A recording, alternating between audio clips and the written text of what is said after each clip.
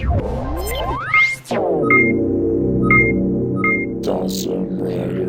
YouTube, Dawson Rider here with my review of SIC Kamen Rider Gaim Orange Arms.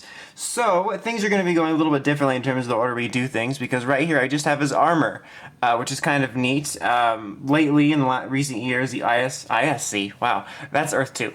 SIC has been doing sort of really unique twists on whatever the series, motif has to offer. So like with Wizard, they made them transform into versions of the play monsters or embellish the dragon forms, and with O's they really embellished the animal forms, and with Gaim they really went all in on the armor concept. So like right here, this is on a little stand, and you can actually take off pretty much all the figure's armor as if he was a warlord, and put on his armor on just display when he wasn't fighting, which is really cool, because of how the arms work and just using it. And then obviously there's a little stand here with both of his weapons, the Mousou Saber and the Daidaimaru. Just really cool the way they did that. The only drawback is this is the stand, the armor is on it, and then you have the figure by itself, which I'll show in just a second. So I love displaying it like this, but I feel like I'm wasting money by just tossing aside this large figure. But anyway, before we get really into it, I'm skipping the box because there's really nothing that noteworthy for me, and I want to save time, which I'm wasting now explaining why I'm not doing the box. But obviously he comes with the armor. Underneath is the stand, which I'll get to show a little bit more of what it looks like when I pull the armor off.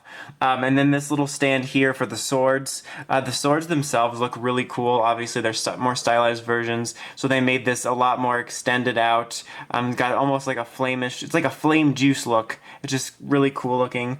And then the Mousou Saber here, I don't know why I did that, actually has a full-on sheath to it, which is really neat. And obviously they have also embellished it there as well. So that's just really cool, and it attaches to a side in a pretty neat way, which we'll get to show off here shortly. I don't know, that helps. This helps the struggle. If you just do your voice like that.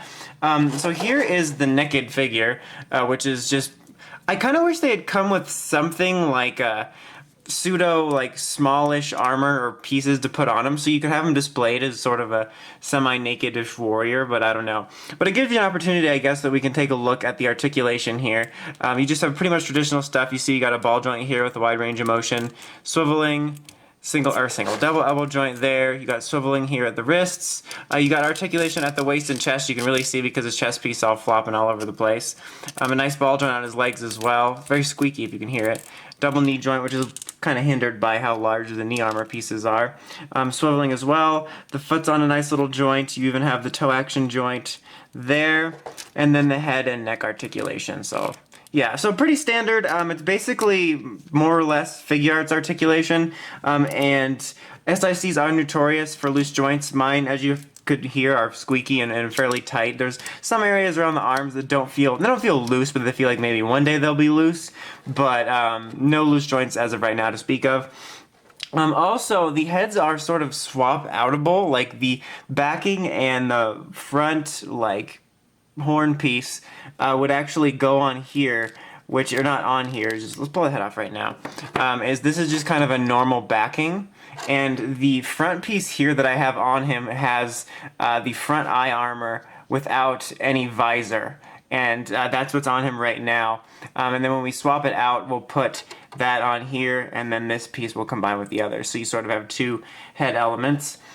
You have three sets of hands on the main figure. We have the closed fists on him right now, or on the dummy. I just kind of have opened general fists, and then you have the holding the sword hands, which are over here. The last bit to show off accessories-wise is he does come with 4 lock seeds, which I'm trying to get out of the container without losing them, so I'm going to really quickly show them and then put them back in the container. So you have Pine right there. So it's one of those things where just be really careful with whether you keep these in the box or you get a container or a bag for them. Just be careful, you can lose them easily. I think, yeah, it's Ichigo. And then he comes with also the one for his bike, which is neat. And then, if I can just get this out of here, he comes with a little orange one that's closed, unlike the one on his belt that's open. So yeah, neat. You pretty much expect that at this point. They usually come with a small piece that's kind of neat, but also obnoxious because you might lose them. So I'm going to gently set this down in the background so I don't lose it, and so it's not taking up so much space. So yeah, I decided to start off here with the armor. Also on the back, you can probably see me a little bit too, is this piece of board, which you probably should fold a little bit better than I did, and I will too. But it comes in the backing like it normally would for any SIC figures, like a themed backing, but you can actually put it up behind him, which is kind of neat. I might flip it around because I'm tired of seeing me, but yeah. So I already showed this off. This is just a little stand, and you got the things on it, but this armor here is on the dummy, and it looks really cool. I really do dig the look they went for, embellishing the sort of samurai warrior traits on it. It looks really cool. I like having it on the dummy. I think, like I said, it's a really cool concept. I don't think I like the design quite as much as what they did with the Wizard and O's ones, probably because, you know, I love animal and like magic and mystical themes and stuff, but I do like this, and I think that the concept of the way they went with the armor is pretty cool for sure. But anyway, I decided to start like this because I just thought it seemed kind of easier to show you this and then show taking off the armor and putting it back on the dude. Just because it's basically the same process, to be honest. So let's do the head first. So you'll take the head off, and it's really easy. It doesn't stick or anything, but so you take this piece off, take this front piece off carefully so you don't break it, and see, it just doesn't have any eyes, or, you know, it doesn't have any visor, and then it doesn't have like a solid mouth, whereas this one that defaults on it, you can see here, has a visor and a defaulted mouth. And you can switch that out however you want, whichever one I guess you prefer to have on which one, on the dummy when you're displaying it or on the figure, but that is what it defaulted to when you got it, and that will go on the figure in a second. And then this head just came by itself to switch out the pieces without any sort of stuff like that. Kind of looking more like a regular armor, I guess. So I guess we'll put the head on now. Also, it slides on pretty easily. There you go. So we've started.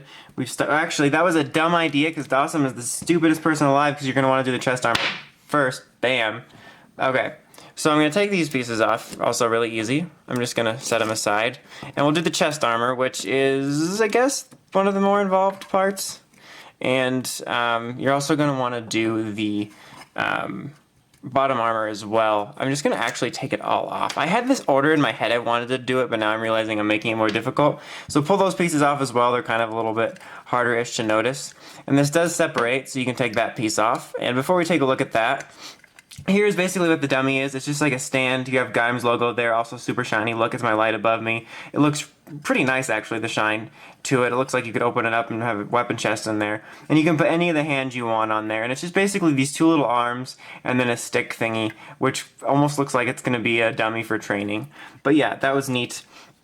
So to put it all together, you probably are better off just doing what I just did and taking everything off of them and just doing it at once. So this goes back on here. And let's make sure I get this right. The only drawback I want to mention about this is to be careful about it becoming loose, because so often, like I've mentioned, SICs do have a reputation for becoming more loose. I might have put that on the wrong way. We'll find out in a minute. With overtime, like use and whatnot, that tends to be true even in ones that aren't loose to start. So just be careful, you know, because there's a chance that could happen. So I'm going to slide these back over as one, but they are three separate pieces. This little piece here, and then this piece attaches to it usually separately. But you'll get the gist of it if you happen to buy this figure. And just kind of line up the little hole here with the hole that is on the main figure. Kind of like you have to do the same thing with the dummy, is line up the hole on the like neck armor area with this so that they all fit together and don't, you know, wobble around. And then these snap on super easy here. Silence while armor gets put on. There we go. And then these here, also easy. And then now we can do the helmet. There we go. Shkaboof! There you go. And you have him in his actual figured form, which looks pretty cool. Honestly, the other one, unless you're really looking at the underlying frame, he looks like he's just kind of sitting in front of his armor, which I thought was cool. And we can take, let me take the Mousou Saber off of here. and it slides right into here. And that's just cool. I always love those, the way those look. But yeah, the same details I already showed. I don't remember. I think this light might help a little bit. It kind of makes it funny lighting, but you can see some of the details a little bit better for a second. And then as you can see, there's their open orange lock seed and the little knife and whatnot. So yeah, it's a very cool looking figure, and I really do dig the armor concept, which I just showed right there. And it's very easy to do, as you saw. It's not like there's any real complicated process that you might forget, or any part that's kind of annoying to click in, or anything along those lines, which is nice. But it's still not, you know, as easy as like an AC figure where you just snap it on top. But it is easy enough that I think it'll be neat to get other ones and potentially switch the armors out, which is cool. And like I said, I do like the armor concept as well, because you could have like a Hall of Armors design. But yeah, overall, I really like this figure. Like I said, I don't think I like the overall design quite as much as some of the other ones, but that's a personal preference. But I think it's a pretty neat figure with a really neat way of embellishing the series concept. So if you're a fan of Gaim or this guy's design, I can definitely recommend checking it out. But anyway, until next time, make sure you check out the Crazy Podcast at writersrangerambles.com. And of course, don't forget to like, comment, subscribe. Until next time, Dawson Ryder, signing out.